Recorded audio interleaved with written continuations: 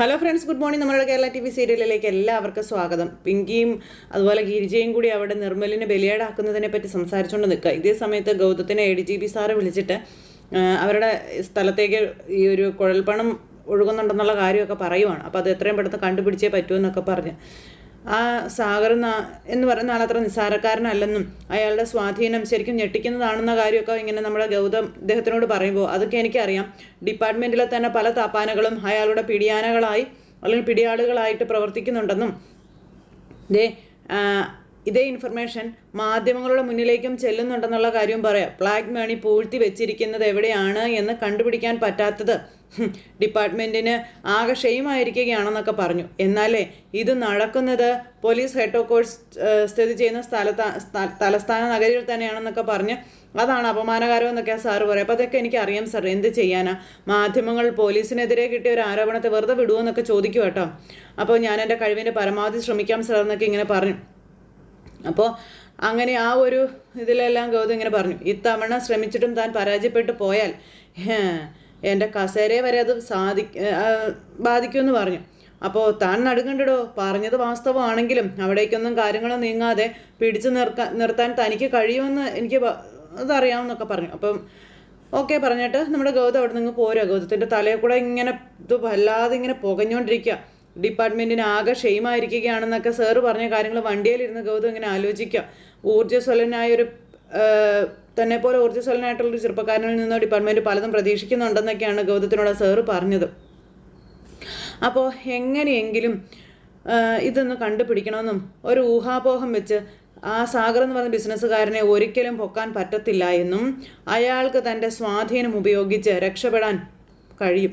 ആകെയുള്ള മാർഗം സാഗറിനെ കുറിച്ചുള്ള കാര്യങ്ങൾ അത് നിർമ്മലിൽ നിന്ന് ചോർത്തുക എന്നുള്ളതാണ്. ഒരിക്കലും ഡയറക്റ്റായിട്ട് അത് ചോദിച്ചാൽ നിർമ്മൽ അത് പറയില്ല. മറ്റാരെയെങ്കിലും കൊണ്ട് വളഞ്ഞ വഴിക്ക് വിവരങ്ങളൊക്കെ ചോർത്തണം. പക്ഷേ ആരെ കൊണ്ട് ചോർത്തു എന്നൊക്കെ ഇങ്ങനെ ചിന്തിക്കുക. ഈ സമയത്ത് ഗൗതത്തിൻ്റെ മനസ്സിൽ നമ്മുടെ പിങ്കി എന്ന് പറയുന്ന ആളെക്കുറിച്ചുള്ള ചിന്ത വന്നു. പിങ്കി ലക്ഷ്യം നേടാനുള്ള ഏറ്റവും വലിയ മാർഗം അത് പിങ്കി തന്നെയാണെന്നും അതെ, ആ ആളിനെ കൊണ്ട് തന്നെ ഈ ഒരു കാര്യം ചെയ്യിക്കണമെന്നൊക്കെ നമ്മുടെ ഗൗതം ചിന്തിക്കുക. ഈ സമയത്ത് പിന്നെ കാണിക്കുന്ന പിങ്കി അവിടെ ആലോചിച്ചിരിക്കുന്ന സമയത്ത് നമ്മുടെ ഗിരിജ വന്ന് കണ്ണുപൊത്തി. അപ്പോൾ ആരാന്ന് ചോദിച്ചു. പിങ്കി, ആരാത്? അപ്പോൾ ദേ കളിക്കരുത് കേട്ടോ, വിടുന്നും പറഞ്ഞുകൊണ്ട് കൈ പിടിച്ചപ്പോൾ അത് ചിറ്റ. ചിറ്റയായിരുന്നോ? ഞാൻ വിചാരിച്ചു പറ കേൾക്കട്ടെ, ആരാണെന്നോ നീ വിചാരിച്ചതെന്ന് ചോദിക്കാം. ആരാന്നോ നീ വിചാരിച്ചതെന്ന് ചോദിച്ചപ്പോൾ അങ്ങനെയൊക്കെ ഇപ്പോൾ ചോദിച്ചാൽ ഞാൻ എന്താ പറയാമെന്ന് ചോദിക്കുകയാണ് പിങ്കി. എനിക്ക് മനസ്സിലായി നിർമ്മലാണെന്ന് വിചാരിച്ചല്ലേന്ന് ചോദിച്ചപ്പം ചിറ്റ എന്തൊക്കെ ഈ പറയുന്നേ? വന്ന ചിറ്റയുടെ നാവിന് ലൈസൻസ് ഇല്ലാതായോ എന്ന് ചോദിക്കും കേട്ടോ. അല്ലെങ്കിൽ പിന്നെ നീ തന്നെ പറ, ഈ വീട്ടിൽ നീ അല്ലാതെ വേറെ ആര് വന്ന് നിന്റെ കണ്ണി പൊത്തുമെന്നാ നീ പ്രതീക്ഷിച്ചിരിക്കുന്നതെന്ന് ചോദിച്ചപ്പോഴത്തേക്കും പിങ്കി അതിപ്പോൾ വേറെ ആരും ആവാമല്ലോ എന്ന് പറഞ്ഞു. എത്ര പേരുണ്ട് ഈ വീട്ടിൽ? പവിത്രയോ അല്ലെങ്കിൽ ചെറിയമായോ അങ്ങനെ ആരെങ്കിലുമൊക്കെ ആവാമല്ലോ. ചിറ്റയിൽ നിന്ന് ഇങ്ങനത്തെ തമാശകളൊന്നും ഞാൻ പ്രതീക്ഷിക്കുന്നില്ലല്ലോ എന്ന് പറഞ്ഞപ്പോൾ എൻ്റെ പൊന്നു മോളെ, നിൻ്റെ ഈ പ്രായം കഴിഞ്ഞാൽ ചിറ്റ ഇവിടം വരെ വന്നത് കേട്ടോ. അതുകൊണ്ടെന്തായിട്ടേ നിന്റെ മനസ്സിലൂടെ ഓടുന്നതേ എന്ത് ചിന്തകളാണെന്ന് ചിറ്റയ്ക്ക് ഊഹിക്കാവുന്നതേ ഉള്ളൂ എന്ന് പറഞ്ഞു. കണ്ണുപൊത്തിക്കളിയാണെന്ന് കൃഷ്ണനെ പ്രതീക്ഷിക്കാത്ത ഏതെങ്കിലും രാധമാരുണ്ടോ എന്നൊക്കെ ചോദിച്ചു. ഇത് രാധയല്ല, പിങ്കിയാണെന്ന് നേരം പിങ്കി പറഞ്ഞു. ഞാൻ ഒരു കൃഷ്ണനെയും പ്രതീക്ഷിക്കുന്നില്ല എന്നും പറഞ്ഞു. എന്നാൽ നീ കേട്ടോ, ഇവിടെ ഒരു കൃഷ്ണൻ താമസിക്കാതെ കറങ്ങി നടക്കും എന്ന് ഗിരിജ പറയുക. അപ്പോൾ കൃഷ്ണൻ കറങ്ങി നടക്കുമെന്നോ? ചിറ്റയുടെ തലയുടെ കല്ലിളകിയോ എന്ന് പിങ്കി ചോദിക്കും കേട്ടോ.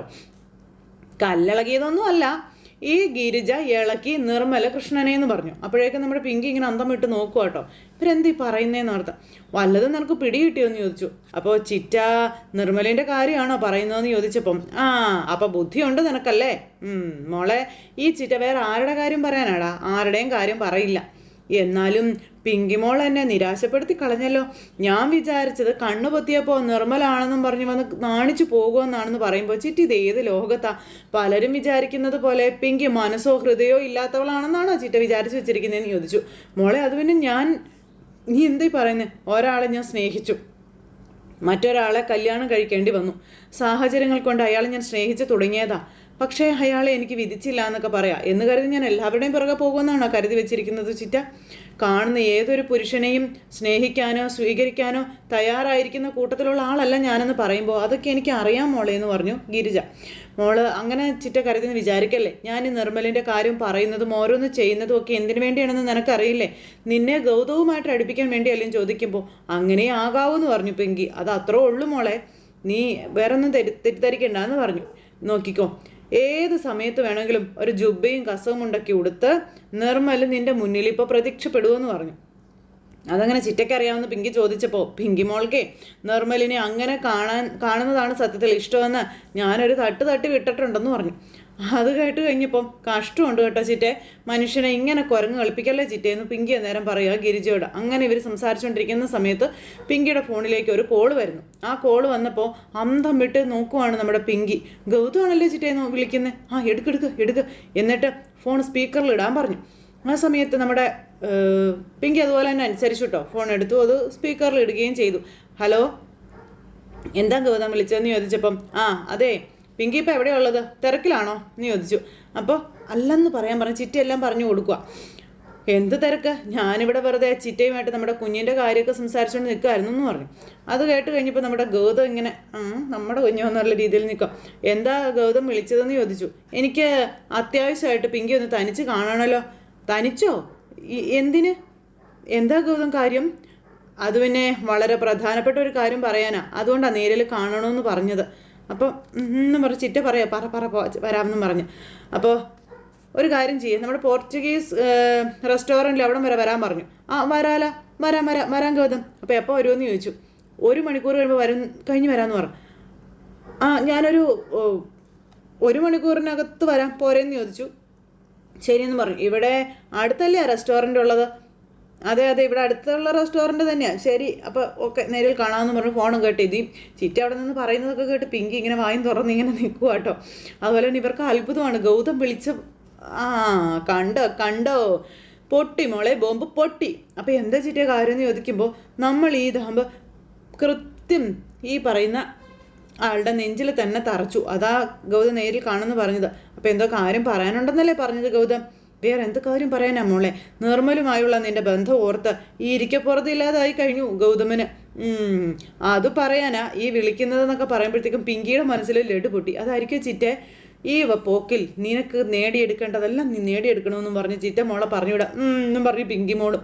ഈ സമയത്ത് അപ്പുറം നന്ദയും അരുന്ധതിയും അതുപോലെ ലക്ഷ്മിയും ഒക്കെ ഇരുന്ന് സംസാരിക്കാം. കുറച്ച് ദിവസം ആയല്ലോ മുറിക്കകത്ത് കയറിയിരുന്ന് തപസ് തുടങ്ങിയിട്ട്. പിന്നെ പുറത്തേക്ക് ഇറങ്ങി വന്നാലും അവൾക്കൊരു മുഖം കറുപ്പാണെന്നൊക്കെ ഇങ്ങനെ പറയും കേട്ടോ അരുന്ധതി.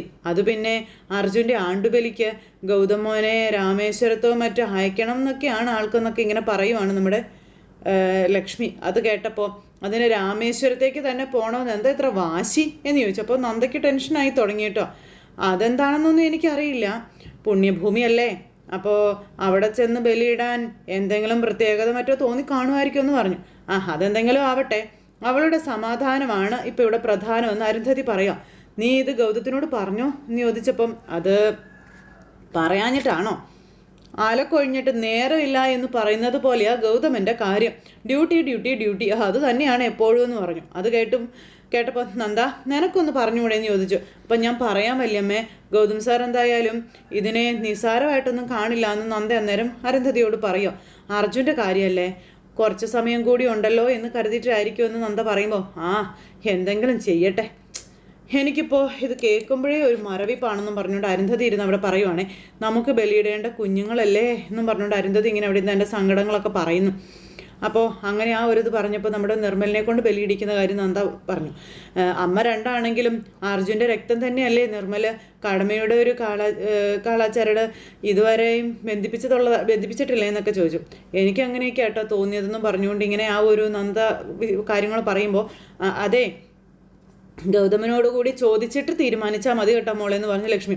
ഗൗതം സാർ എന്തായാലും അതിന് സമ്മതിക്കില്ല എന്ന് പറഞ്ഞു നന്ദ. പിന്നെ നമ്മൾ നിർബന്ധിച്ച് അയക്കാനോ? വേണ്ടേ, അതിൻ്റെ ആവശ്യമൊന്നുമില്ല, വേണ്ട, അതൊക്കെ വെറുതെ അലോഹ്യാവും എന്ന് പറഞ്ഞുകൊണ്ട് ലക്ഷ്മി അന്നേരം നന്ദയോട് പറയാം. അത് കേട്ടപ്പോൾ അവനിവിടെ ഉണ്ടല്ലോ, അവനോട് നമുക്കൊന്ന് ചോദിച്ചു നോക്കാം ലക്ഷ്മി, എന്തായാലും സമയം വരട്ടെ എന്നും പറഞ്ഞുകൊണ്ട് ഇങ്ങനെ നമ്മുടെ അരുന്ധതി പറയാം. അപ്പോൾ അങ്ങനെ ആ ഒരു ഇതെല്ലാം പറഞ്ഞിവരിങ്ങനെ ഇരിക്കുന്നു. ഈ സമയത്ത് പിങ്കി അവിടെ ആലോചിക്കും. അപ്പോൾ പിങ്കി ആണെങ്കിൽ ഗൗതത്തിൻ്റെ അടുത്ത് ചെന്നു. അവിടെ ചെന്ന് ഇങ്ങനെ നമ്മുടെ പിങ്കിയും ഗൗതം കൂടെ സംസാരിക്കുക. അപ്പോൾ വളരെ പ്രധാനപ്പെട്ട കാര്യം എന്തെങ്കിലും ആയിരിക്കുമെന്ന് ഞാൻ ഊഹിച്ചു. പക്ഷേ ഗൗതം ഒരു അക്ഷരം പോലും മിണ്ടുന്നില്ലല്ലോ. എന്താ ഗൗതം എന്ന് ചോദിച്ചപ്പോൾ അത് പിന്നെ ഞാനൊരു പ്രധാനപ്പെട്ട കാര്യം പറയാനാണ് വിളിച്ചത്, പക്ഷേ എങ്ങനെ തുടങ്ങണമെന്ന് എനിക്കൊരു വിഷമമുണ്ടെന്ന് പറഞ്ഞു. അപ്പോൾ ഗൗതത്തിൻ്റെ മനസ്സിൽ എന്നെപ്പറ്റി ഓർക്കുമ്പോൾ ഒരു അന്യതാബോധമാണെന്നൊക്കെ എനിക്കറിയാവുന്നു. പക്ഷേ ഞാൻ ഗൗതത്തിനെ അന്യനായിട്ടല്ല കണ്ടിരിക്കുന്നത് എന്ന് പിങ്കി ഗൗതത്തിനോട് പറയാം. അപ്പോൾ അത് പിങ്കി, നമ്മുടെ രണ്ടുപേരുടെയും ജീവിതം ഗതി മാറി ഒഴുകി കഴിഞ്ഞെന്നും അത് ഞാൻ ഉൾക്കൊള്ളുന്നു, പക്ഷേ അത് പിങ്കിക്ക് ഇപ്പോഴും ഉൾക്കൊള്ളാൻ പറ്റുന്നില്ല, അതാണെന്ന് പറഞ്ഞപ്പോൾ ഗൗതം മറന്നുപോയൊരു കാര്യമുണ്ടെന്ന് പിങ്കി പറയാം. നമ്മളിപ്പോഴും ഒരുമിച്ച് തന്നെയാണ് ഒഴുകുന്നത് എന്നുള്ള കാര്യം. എന്നും തമ്മിൽ കാണുന്ന സംസാരിക്കുന്ന നമ്മളെങ്ങനെയാണ് ഗൗതം ഗതി മാറി ഒഴുകുന്നവരാണെന്ന് പറയാൻ കഴിയുന്നതെന്ന് പിങ്കി ഗൗതത്തിനോട് ചോദിക്കാം. അത് കേട്ടപ്പോൾ അതുകൊണ്ട് മാത്രം കാര്യമുണ്ടോ പിങ്കി എന്ന് ഗൗതം അന്നേരം പിങ്കിയോട് ചോദിച്ചു. പിങ്കി നിസ്സാരമായിട്ടൊരു ആഗ്രഹം പറഞ്ഞിട്ട് പോലും എനിക്ക് സാധിച്ചു തരാൻ കഴിഞ്ഞോ എന്ന് ചോദിച്ചു. അപ്പോൾ ഏതാഗ്രഹത്തിൻ്റെ കാര്യമാണെന്ന് ചോദിച്ചു. അത് പിന്നെ നമ്മുടെ രാമേശ്വരം യാത്ര. അത് കേട്ടപ്പോഴത്തേനും പിങ്കി ആ പഴയ കാലത്തെപ്പറ്റി ആലോചിക്കുക. വീണ്ടും പിങ്കി പഴമയിലേക്ക് പോണു. അപ്പോൾ അത് നടക്കാതെ പോയതിൽ ഗൗതത്തിന് സങ്കടമുണ്ടല്ലേ? ഗൗതം ഒന്നും മറന്നിട്ടില്ലല്ലേ എന്ന് ചോദിച്ചപ്പം ഞാനൊന്നും മറന്നിട്ടില്ലെന്ന് ഗൗതം പറയാം. പിന്നെ ഈ ഒരു അവസ്ഥയിൽ പിങ്കി ചോദിച്ച ആഗ്രഹം സാധിച്ചു തരാൻ കഴിയാത്തതിൽ മനസ്താപവും ഉണ്ടെന്ന് പറഞ്ഞു. അങ്ങനെ പറഞ്ഞാൽ കഴിഞ്ഞല്ലോ അല്ലേ ഗൗതം? എത്ര സാധിച്ചു തരാവുന്ന അവസരങ്ങളും ഗൗതത്തിനുണ്ടായിരുന്നു. എന്നിട്ടും അതിനൊന്നും തയ്യാറാകാതെ എന്നെ അവഗണിച്ചുപേക്ഷിച്ചിട്ട് മനസ്താപം ഉണ്ട് എന്ന് പറഞ്ഞാൽ അതങ്ങ് കഴിഞ്ഞല്ലോ അല്ലേ എന്ന് ചോദിച്ചു. നന്നായി ഗൗതം, വളരെ വളരെ നന്നായി എന്ന് പറഞ്ഞു. ഗൗതം തൻ്റെ കാര്യം കാണാൻ വേണ്ടി നിൽക്കുന്നത്, പക്ഷെ പിങ്കിക്ക് അത് അറിയില്ലല്ലോ. അപ്പോഴേക്കും കണ്ണൊക്കെ നിറച്ച് ഭയങ്കര ഒരു ഇതിലിങ്ങനെ നിൽക്കുക നമ്മുടെ പിങ്കി. ആ സമയത്ത് പിങ്കി എന്ന് പറഞ്ഞുകൊണ്ട് ഗൗതം വിളിച്ചു. പിങ്കി എന്നേരം ഇങ്ങനെ നോക്കുക കേട്ടോ, ഇപ്പം കേൾക്കാന്നുള്ള അർത്ഥത്തിൽ. ഞാൻ ആ ഒരു ആഗ്രഹം സാധിച്ചു തരാൻ തീരുമാനിച്ചു എന്നും നമ്മൾ അർജുൻ്റെ ആണ്ടുബലിക്ക് രാമേശ്വരത്തേക്ക് പോവുകയാണെന്ന് പറഞ്ഞു. അപ്പോൾ എനിക്കിത് വിശ്വസിക്കാൻ പറ്റുന്നില്ല ഗൗതമെന്ന് പിങ്കി പറയാം. വെറുതെ പറയരുത് കേട്ടോ എന്ന് പറഞ്ഞപ്പം ഒരിക്കലും ഞാൻ വെറുതെ പറയുന്നതല്ലെന്ന് ഗൗതം അന്നേരം പറയാം. പിങ്കിക്ക് ഭയങ്കര സന്തോഷമായി. അപ്പോൾ thank you Gautam, thank you. ഞാൻ ഒരിക്കലും ഇത് ഗൗതത്തിൽ നിന്ന് പ്രതീക്ഷിച്ചില്ല എന്ന് പിങ്കി പറയും കേട്ടോ. അപ്പോൾ അത് കേട്ടപ്പോൾ പിങ്കിക്ക് ഭയങ്കര സന്തോഷമായി. പക്ഷേ ഒരു കാര്യം താൻ മനസ്സിൽ വെച്ചേക്കണമെന്ന് ഗൗതം പറഞ്ഞു. ഒഫീഷ്യലായിട്ട് എനിക്ക് തലവേദന ഉണ്ടാക്കുന്ന ഒരു കേസുണ്ടെന്നും അത് ആ ഒരു കാര്യത്തിൽ തീരുമാനം ഉണ്ടാകാതെ ഈ ഒരു യാത്ര പോകാൻ സാധിക്കുമെന്ന് എനിക്ക് ഉറപ്പില്ല എന്ന് പറഞ്ഞു.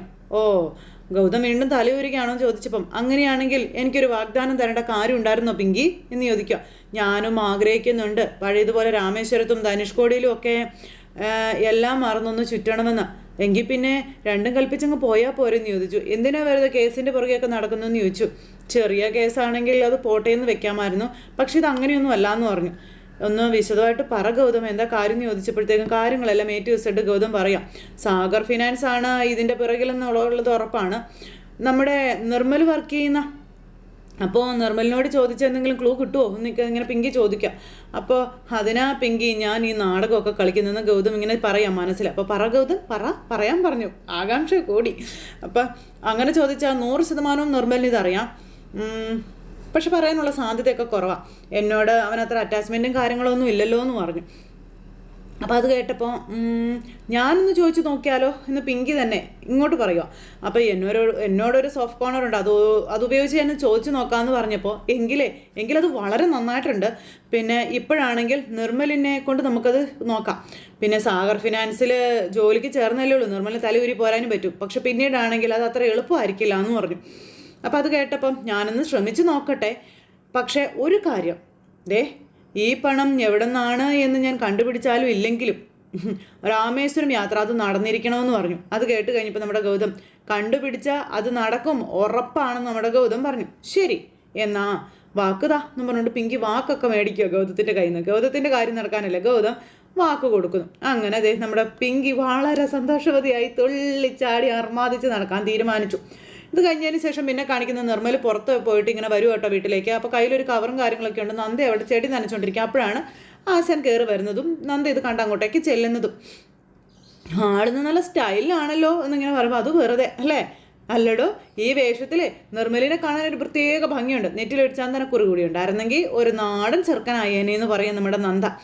അല്ല, കാര്യമായിട്ട് എന്തൊക്കെയോ പർച്ചേസ് ചെയ്തിട്ട് വരികയാണെന്നൊക്കെ തോന്നുന്നല്ലോ എന്ന് പറയുമ്പോൾ അങ്ങനെ ഒരുപാടൊന്നുമില്ല, ജസ്റ്റ് ഇതേ ഉള്ളൂ എന്ന് പറഞ്ഞു. പിങ്കിക്കൊരു ഡ്രസ്സാണെന്ന് പറഞ്ഞു. അപ്പോൾ അങ്ങനെ ആ ഒരു ഇതെല്ലാം പറഞ്ഞ് ഇങ്ങനെ സംസാരിക്കുമ്പോൾ പിങ്കിക്ക് ഇപ്പോൾ പിങ്കിയോട് ശരിക്കും ഇഷ്ടമല്ലേന്ന് ചോദിച്ചു. പിങ്കി എന്താ പറഞ്ഞേ? നന്ദ പ്രതീക്ഷിക്കുന്നത് പോലൊരു ഇഷ്ടം ഇതുവരെ പിങ്കി എന്നോട് സമ്മതിച്ച് തന്നിട്ടില്ല എന്ന് പറയുന്നേരം നന്ദയോട് നമ്മുടെ നിർമ്മല പിന്നെന്തിനീ സാരി എന്ന് ചോദിച്ചു അന്നേരം. അത് പിന്നെ എൻ്റെ ബർത്ത്ഡേക്ക് പിങ്കി എനിക്കൊരു ഷർട്ട് തന്നു ഗിഫ്റ്റായിട്ട്. അപ്പോൾ പിന്നെ ശമ്പളം കിട്ടിയപ്പോൾ ഒരു ഗിഫ്റ്റും തിരിച്ചു വാങ്ങിച്ചു കൊടുക്കാമെന്ന് കരുതി, അത്രേ ഉള്ളൂ എന്ന് പറഞ്ഞു. അപ്പോൾ നിർമ്മൽ പറഞ്ഞത് കള്ളാണല്ലേ എന്ന് ചോദിച്ചു. കള്ളോ? എന്ത് കള്ളം? ഞാനൊരു കള്ളം പറഞ്ഞിട്ടില്ലല്ലോ. നിർമ്മലിന് അവളുടെ മനസ്സിൽ ചലനങ്ങൾ സൃഷ്ടിക്കാൻ കഴിഞ്ഞു എന്നുള്ളത് സത്യമാണെന്നൊക്കെ പറഞ്ഞുകൊണ്ട് നന്ദയും നിർമ്മലും കൂടി ഇങ്ങനെ സംസാരിച്ചുകൊണ്ടിരിക്കുക. അപ്പോൾ തനിച്ചിരിക്കുന്നതാണ് പിങ്കിക്ക് കൂടുതൽ ഇഷ്ടമെന്ന് എന്നോട് പറഞ്ഞല്ലോ. പിന്നെ ഞാൻ വിചാരിച്ചാലേ പിങ്കിയെ കൂടുതൽ അടുപ്പിക്കാൻ കഴിയുള്ളൂ എന്നൊക്കെയാണ് ഗിരിജ ചിറ്റ എന്നോട് പറഞ്ഞു. പിന്നെയും കുറേ കാര്യങ്ങൾ പറഞ്ഞു തന്നു എന്ന് പറഞ്ഞു. ഈ സമയത്ത് നമ്മുടെ ഗിരിജയുടെ കള്ളക്കളി മുഴുവനും നിർമ്മൽ നന്ദയോട് പറഞ്ഞു കൊടുക്കുക. ഇപ്പം ചിറ്റയ്ക്ക് നിങ്ങളുടെ കാര്യത്തിൽ താല്പര്യം ഉണ്ടല്ലേ എന്ന് നന്ദ ചോദിക്കുമ്പോൾ ഉണ്ടാകുമല്ലോ, അതുകൊണ്ടാണല്ലോ ഉപദേശിക്കുന്നതെന്ന് പറഞ്ഞു. അപ്പം നമ്മുടെ നന്ദയ്ക്ക് കൊളുത്തി മക്കളെ ഇത് ചതിയാണെന്നുള്ളത്. ഞാൻ അകത്തേട്ട് ചെല്ലട്ടെ എന്നും പറഞ്ഞുകൊണ്ട് നമ്മുടെ നിർമ്മല അകത്തേക്ക് കയറിപ്പോയി ഇത് പിങ്കിക്ക് കൊടുക്കണമെന്നും പറഞ്ഞ് അങ്ങനെ അകത്തേക്ക് നമ്മുടെ നിർമ്മല കയറി പോകുമ്പോൾ ഇതൊക്കെ ആലോചിച്ച് ഇങ്ങനെ നിൽക്കുന്ന നന്ദയെ കാണിച്ചുകൊണ്ട് ഇന്നത്തെ കഥ അവസാനിച്ചിട്ടുണ്ട്. അപ്പോൾ എല്ലാവരും കാത്തിരുന്ന് കാണണേ. എല്ലാവർക്കും നല്ലൊരു ദിവസം ആശംസിക്കട്ടോ. നന്ദി.